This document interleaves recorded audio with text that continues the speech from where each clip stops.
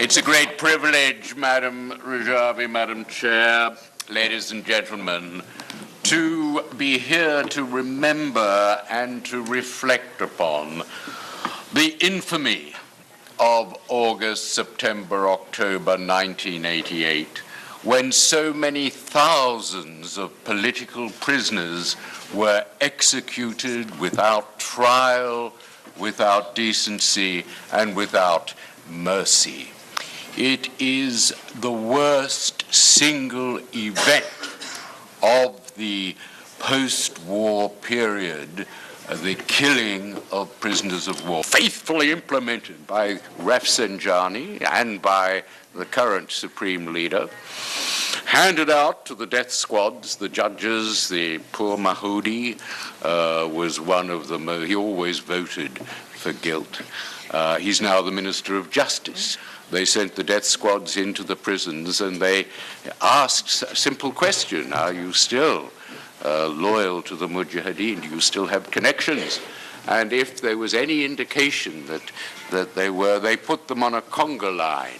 And the conga line led to the prison amphitheater or auditorium, and they were hung 6 at a time from ropes. That was what it was like in the prison auditoriums. They hung them from cranes 6 at a time.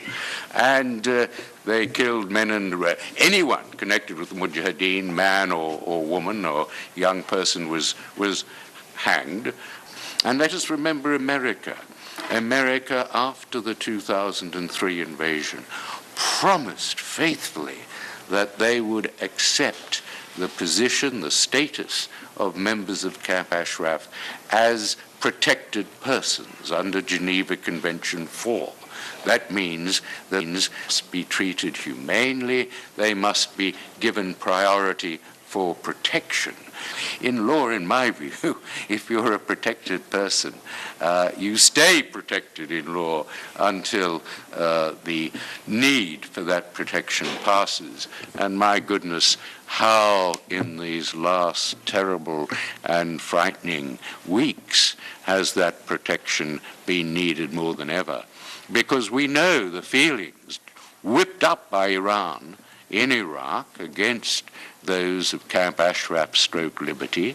In 2009, 9 of them were killed and hundreds of them were injured in an attack by the Iraqi police and army. In 2011, we had 34 killed and more were injured, and then, of course, 52 killed. There must be a concerted effort by the UNHCR to provide them with refugee status and refuge, because they are all refugees. So in the first case, as far as Camp Ashraf is concerned, Iraq at the moment is a failing state.